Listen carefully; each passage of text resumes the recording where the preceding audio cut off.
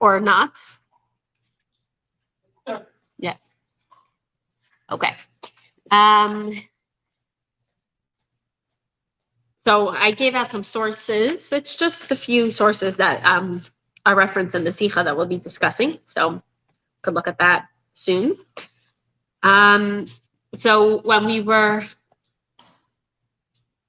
when we were trying to figure out the schedule for this year, we were thinking maybe to cut this week. Hindi wasn't available to come this week, so we're thinking maybe to cut off and do a break this week. But I saw it's Parshas Va'eschanan, which is my favorite parsha. So we said I'm gonna do it anyway. It's actually my parsha in the Mayan Yisrael Baal Shem Tov Sefer Torah. It's never read because it's too heavy by the time we're up to Va'eschanan, so my portion is never read. It's a big qualm I had, but whatever. It's in there and it's mine. So, but basically Va'eschanan is a parsha that is just full of I would say like it's full of like if you learned Chassidus and you're inspired by Chassidus, then it's your parsha because it's like all the good Hasidic stuff is in Va'eschanan. There's Shema is in Parshas Va'eschanan. So if you think about like the one pasuk that every Jew is familiar with, it's in Parshas Va'eschanan. Today we're not going to talk about Shema, but we're going to talk about the pasuk V'yadaita Hayayim, and you should know today, and bring it down into your heart.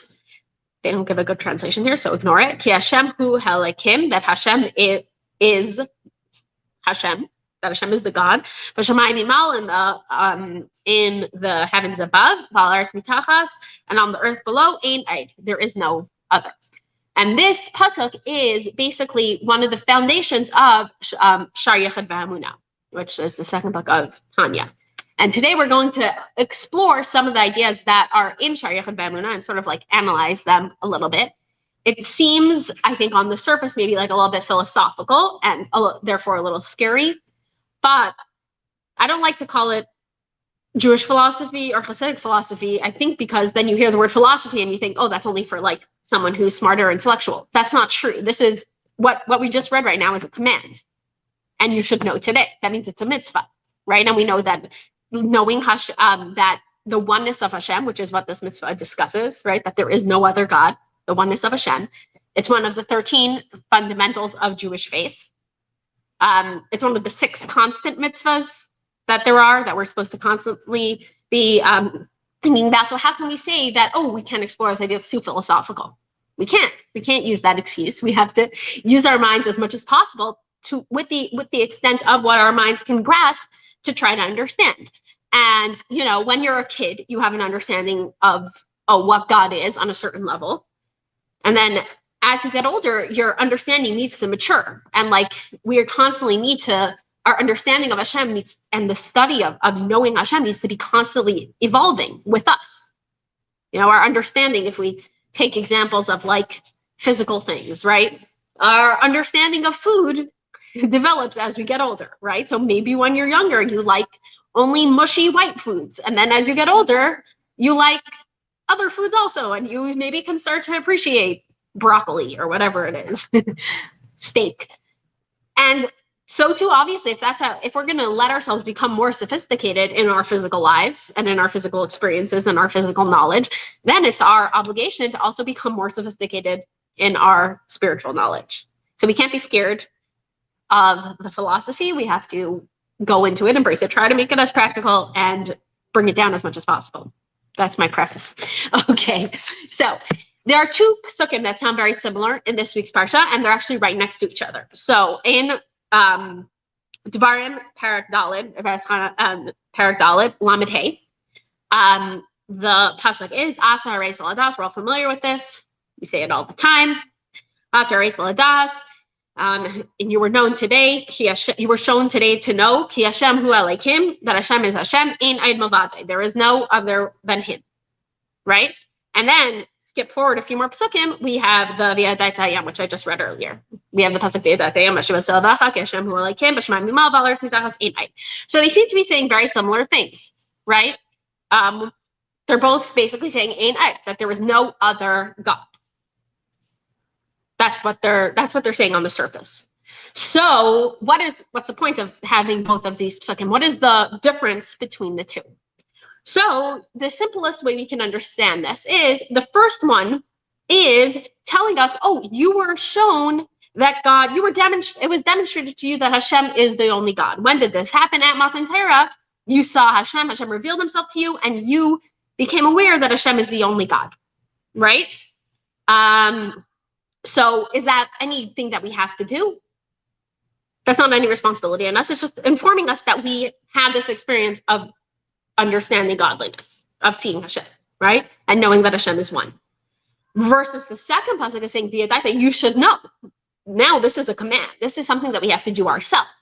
So Hashem, there are times where there's revelation from Hashem, where Hashem shows himself to us, and that's how we understand godliness. But sometimes we also have to there's another element where we have to do the work ourselves. And that's what V'yadaita is saying, is like, you need to know today. And then as we continue in the pasuk, we see that when it's from my perspective versus God's versus what God is doing, then the commandment changes a little bit. When it's Hashem doing it, he doesn't distinguish between B'Shamayim, Mimal, V'Al Mitachas, Ein Ed.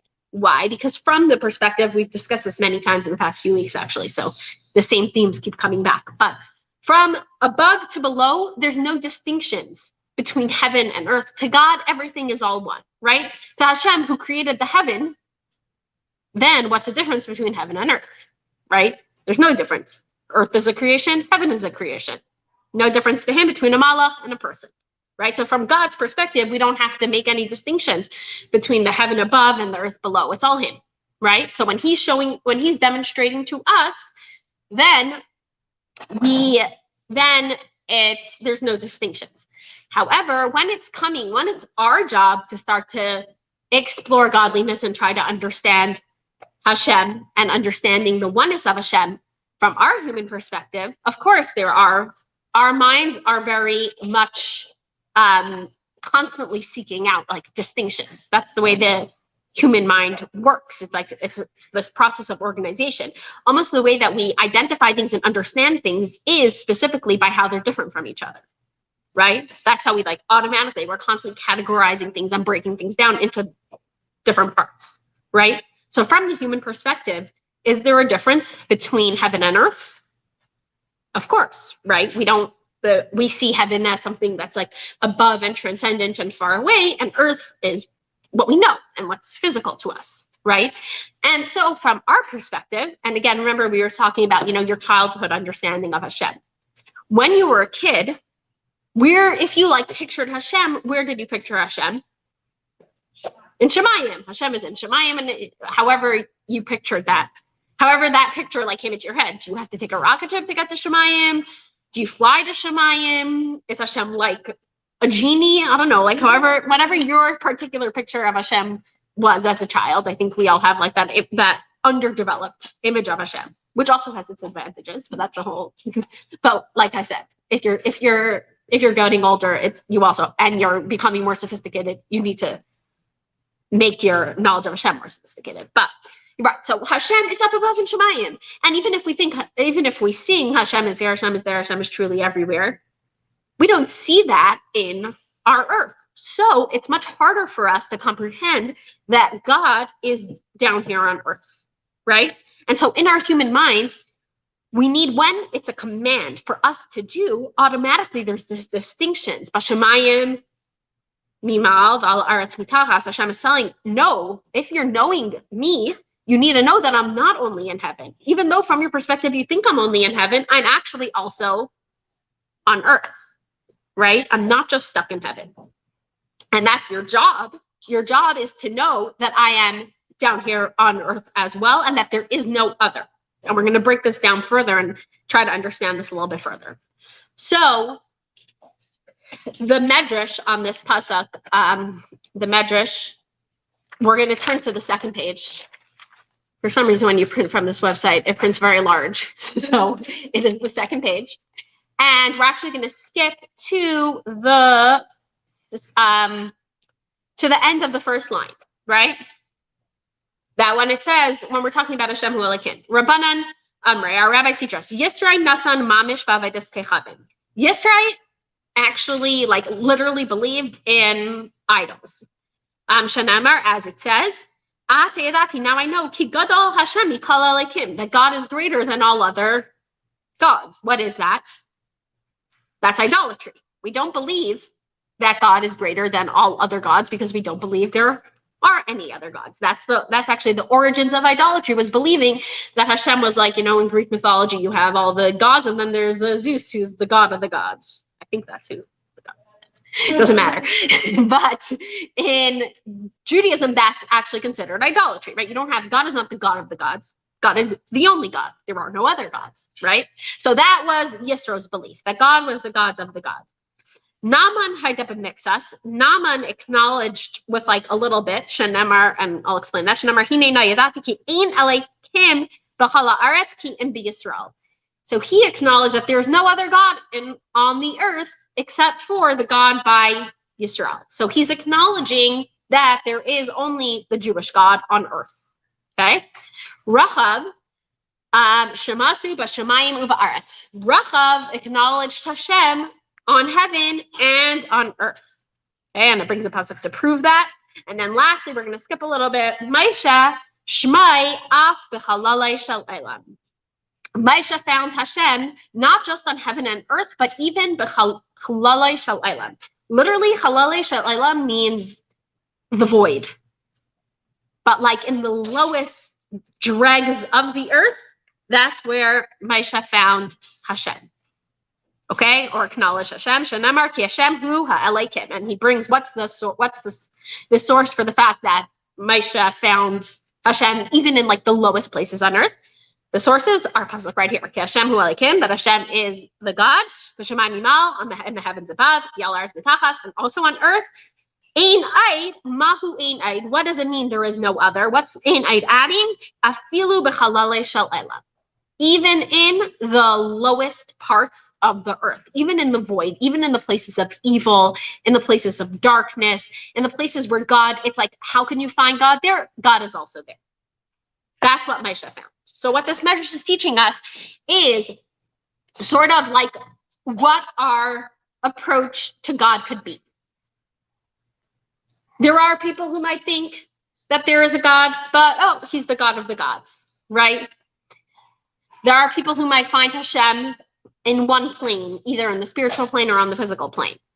There are people who might acknowledge Hashem is both spiritual and the king of the spiritual and the physical, the God of heaven and of earth. And then if you're Moshe Rabbeinu, and if you're following this commandment over here, you have to know that Hashem is not just on heaven and on earth. He's even in the void. He's even in the darkness. Right? So we're going to push it even further over here. So what does it mean that in there is no other? So on a simple level, you would say there is no other means that there is no other God, right? There is no other God but Hashem. And again, that would sort of be answering to Yisrael. Yisrael says Hashem is, that's the typical, again, the idolaters. They say Hashem is the God over the other gods. But he's not interested. Hashem isn't interested in our world. Hashem's not interested in being invested in our world. He's not interested in taking care of all the nitty-gritty details of our existence. So God made little gods and he gave them power and he lets them make their own decisions, right? And that makes a lot of sense on a certain level. Like, why would Hashem want to be Hashem delegated, right? But obviously, we do not believe Hashem delegated, and we believe that Hashem himself is invested in every single hashgacha pratis, over every single thing that happens on earth, even those most minute, smallest little things that happen, right? So we're going to nix the first explanation of this pasuk, that it means that Hashem is the only God. We're going to push, is the only God. We're going to push that away. And we're going to say that it must mean something deeper than that, because our medrash pushes it deeper than that. It says Hashem isn't only, it's not only Yisro's opinion, but we have to push a little further to understand, what does this mean that Hashem is the God of heaven and earth, and even in the lowest realms of reality, right? Okay, so this is a discussion that's had in Parak Beis of Shariach V'Emunah of Tanya. In Shariach V'Emunah, the Alter Rebbe quotes the Baal Shem Tov, and this is a very famous quote of the Baal Shem Tov, that it says, L'Eilam Devarcha Nitzav B'Shamayim. Forever your words are standing in the heavens. And the Baal Shem Tov, what he says over there is, Devarcha Sha'amarta, the words that you said, Yehi Rakia, there should be the, what's Rakia? The firmament or whatever.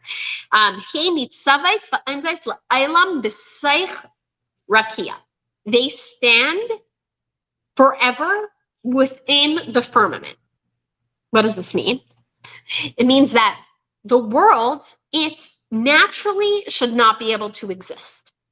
The natural state of the world is that it should not be able to exist. Why? Because God's existence is so true that it basically blows away anything else. The example that Chassidus brings is, if you have the sun, right? We have the sun. And if somehow we manage to travel to the sun, you know what? We don't even have to. We don't even have to travel to the sun. Forget that. Because on a sunny day today, if you went outside today, right? And you have your nifty flashlight on your phone and you turned on the flashlight on your phone. Would the flashlight on your phone, even right now in this room, because there's a stronger light, I turn on my flashlight. Right here, you see a little bit, but is it doing anything? Is it enhancing anything? On camera? Maybe it's worse, but it's not doing anything, right? Why? Because there's a stronger light. It basically nullifies and negates the existence of my lame little flashlight. It's handy when it's dark, but when it's light, it doesn't really have a role, right? So too, God's existence is so real and consuming and overwhelming that anything else in the face of God just burns up, just fizzles out. It's impossible for it to exist. But so then how do we exist? God specifically hid himself, right? He went through a process of symptom of concealing himself. And then he introduced the small little light, right? But because we're not supposed to exist, and because our existence, the existence of anything outside of God is actually impossible, the force that needs to keep it going needs to be constant. It needs to constantly, Hashem's life force that's turning us to be here has to be a constant life force at every single moment. The example, this is another famous Hasidic mashal, I think the Rebbe Rashab brings it for the first time, is the idea of the flying rock. What's the idea of the flying rock? So if you studied even the most basic physics, we know, obviously, there's the law of gravity, right? So with the law of gravity, everything is going to fall down. Everything is pulled to the center of mass of the earth, right? So everything is naturally is going to fall down. But I know I can throw a ball or a rock. And in that moment that the rock is being thrown, it's flying in that moment. Do rocks fly? No. So the fact that a rock should fly, it's an impossible act, right? So what happens? How is it flying? Is that as long as there is the force, if you learned a little bit about forces, right? As long as you have the force of the throwing up, propelling it upward, it's going to fly. Then what happens as soon as the force runs out? It's going to fall back down. So as long as you have the force, for something that's impossible, you need the force to be constant. And as soon as that force goes away, that impossible reality basically dissipates, right? So too with our world, again, going back to that example, our world is naturally impossible. Our existence outside of God is impossible. So that means that for us to exist, we need God's constant force to be making us be here. And as soon as God takes that force away, what would happen to us? We would disappear. And it's not even that, let's say, God forbid, we would die. It's not dying. It's as if we never existed ever, because our existence is impossible, right? So it's not like, oh, if you understand the distinction, right? It's not, it would be as if we never were. So we constantly need this force keeping us in creation. Now, one might think, oh, Hashem just has one that he uses for all the things that exist outside of him. right? One general force, world. That's the code word, and that's what's keeping the entire world in creation. But that's not actually true. Each individual thing in the world, and this is going back to the pasuk that we have over here, we have distinctions. There's a difference between Bashamayim Mimal, V'al ha'aretz mitachas, and in Ay. There's a difference between every level, every created thing.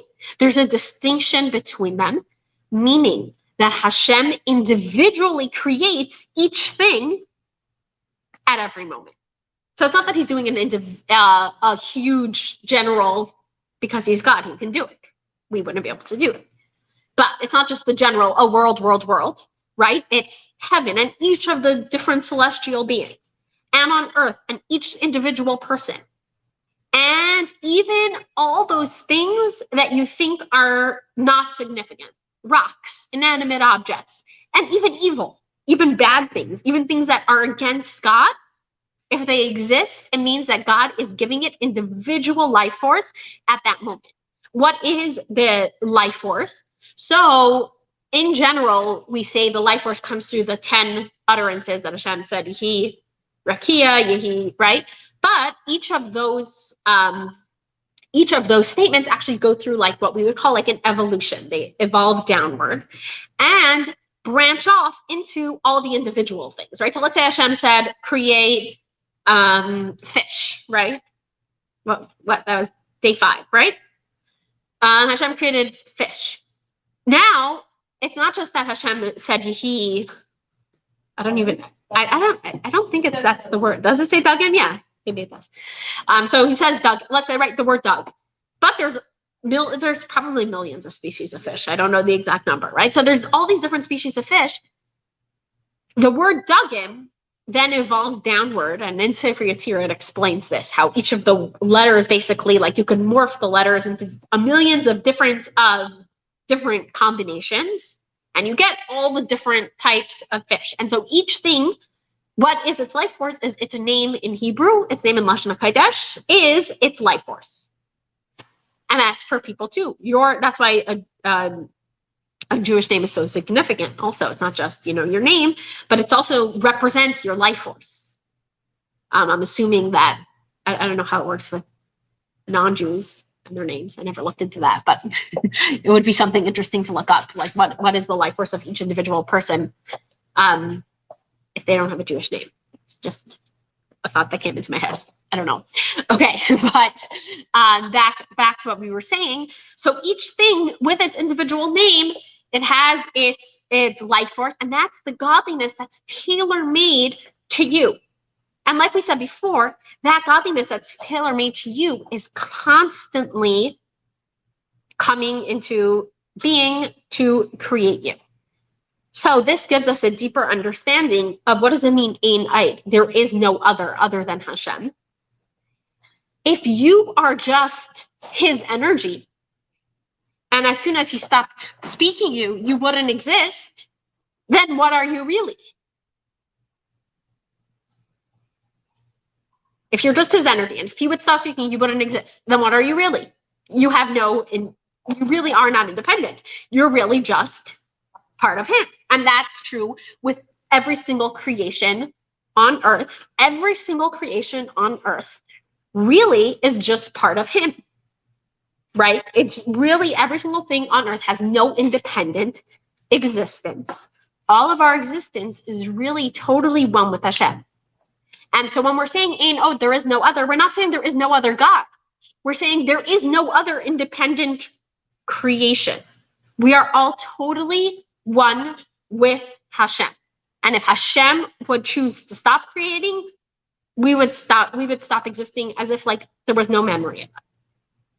And it's like a pretty awesome thing because, see, in the past few weeks, we've been talking about the greatness of Hashem, sort of as he, we've been talking about accessing Hashem outside of nature, like connecting, like superseding nature, going outside the system, and how that can inspire our relationship with Hashem. But even within the system, Today we're focusing on within the system. Within the system, the knowledge that Hashem is choosing to create, as long as I'm here, it means Hashem is choosing to create me right now with my name, meaning with all my individuality. That's a pretty amazing thing. First of all, it means that I am absolutely significant, because God wouldn't keep me in creation if I didn't have some sort of role and purpose within this world. Because if you're constantly enlivening each individual thing, that means that each individual thing that you're dealing with over here has some sort of role to play, right? If it was a more general sort of life force, you could say, okay, this one got swept up with the other ones, but that one is not so important, right? But when you're talking about each individual, right, and each individual receiving its own life force through that Seder Stalshus, like through the life force coming down within the world and within creation, that gives us infinite significance within creation, along with everything else. But it doesn't matter, right? Everything else that's here also is being deliberately chosen by God. But that's not for us to worry about. What we have to worry about is why am I being in existence right now? But I think it also maybe does help, because it makes us more mindful in how we, first of all, in how we interact with other people. Like if you recognize that every other person, Hashem is also keeping them in creation right now. It's like David HaMelech asked, why did you create crazy people and all, like, right? But and when you realize like God is intentionally creating every single person right now, that will change the way that I interact with those people, because I understand that they are also utterly significant. And it also changes the way that I interact with the world, because I recognize that everything in this world is being created by Hashem right now. That means that that this thing, everything, this cup, this table, anything that exists has a significance. And for some reason, Hashem decides that there needs to be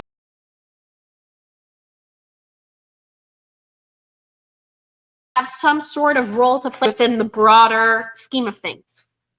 Even the things that don't seem to be so significant are significant because they're one with Hashem, right? And if you go back to the distinctions, again, you might think, oh, when we're saying God is in heaven, right? Oh, why would I think God is in heaven and not on earth?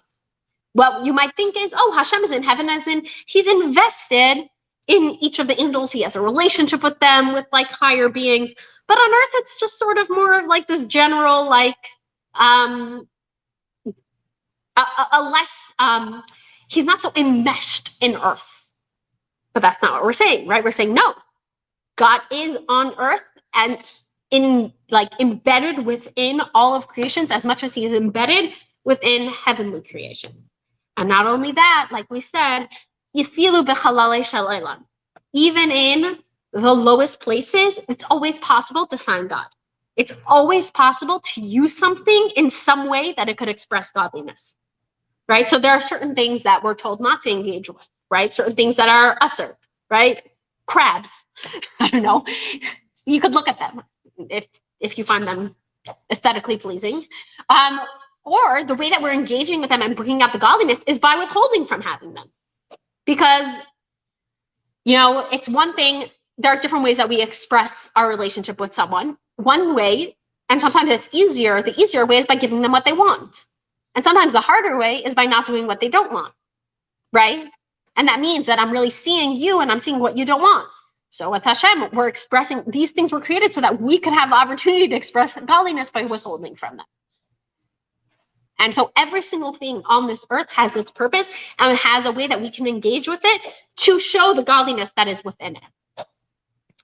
And the Rebbe actually brings at the end of the Sicha very interesting, like practical application of this idea. And he says, it's very easy to start to talk about and say, oh, anything in this world can be used for godliness, right? And we all think, so some of us, we want to, you hear that and you say, oh, let's jump on. Oh, I have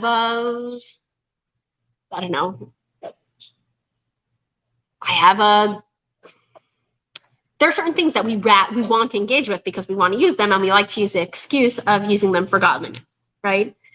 So it's very easy to say, oh, I'm eating, so I'm energized for my Avodas Hashem.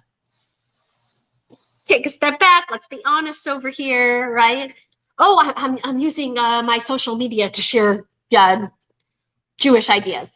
It's possible. It's totally possible. But let's like take a step. The Rebbe says there is an order. The same way Hashem created the world with a seder shtalshalos. What do we say? B'shamayim mimal v'al haaretz mitachas ein eid. So too in our own lives, if we actually want to be utilizing these things for our Avodas Hashem, there needs to be a certain seder shtalshalos. What is that seder shtalshalos? What does it start with? B'shamayim mimal, heaven.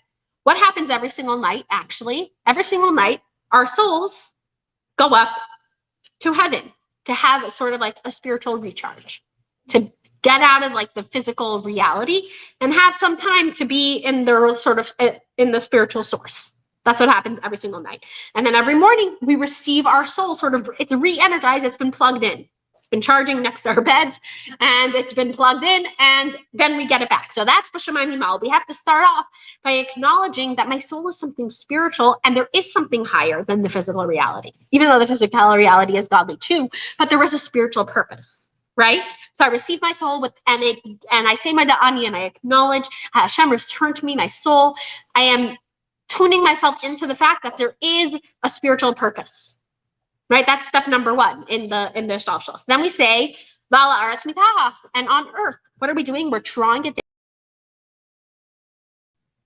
But even with our bodies, there are two different categories of how we interact with the physical world. There's the very obvious, sort of what you would say, engaging our bodies in a very obviously holy way. How do we engage our bodies in a very obviously holy way? First thing you do in your day. What do? Hopefully, you daven, right? For men, this is more practical, but I think for women also, there is ways that we can make this practical, even learning something in the morning, right? Learning Torah, putting our minds into holiness is when I'm starting to draw from Shemayim into also Al Haaretz Mitachas, right? On this earth, there are expressions of things that are more obviously holy, and I'm drawing that energy that my soul got from heaven into earth as well. And then after davening's over and learning's over, then we go into the world, into our regular day, into the mundane things that don't seem to be holy on the surface at all, right? And that's the Ein Eid. That's the Halal Shalom. We enter into what seems to be the void, right? And it's totally void of holiness.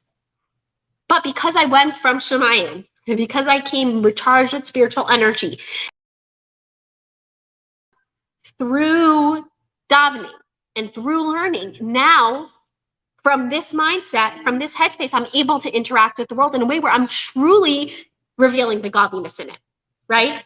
And then once I've sort of like gotten myself into that proper headspace, yes, my eating will be l'shem shemayim, right? And yes, my social media usage will be l'shem shemayim, and my way that I interact with other people will all be as a way, not just l'shem shemayim, but as a way of expressing godliness in this world, because I've gone through this in the proper order.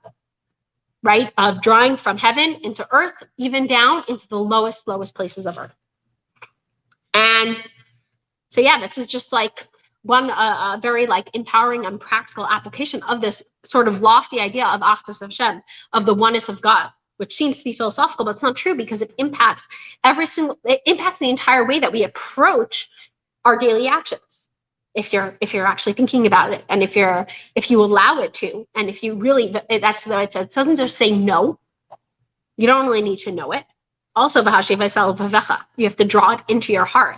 You have to know it in a way that it becomes a part of your heart. It becomes a part of it becomes an emotional thing, and then it will also impact your actions and come out full circle. So yeah, we're taking a little break for the next 2 weeks, but this learning, I was supposed to say our learning is in this chus of Lior Torah Bas Rachamim and Eliezer Tzvi Ben. What he wanted me to say, Lazy's name. Yeah, he just said.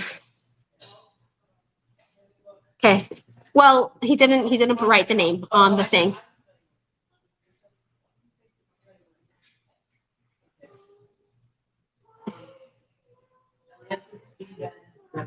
Ben Reb Moshe.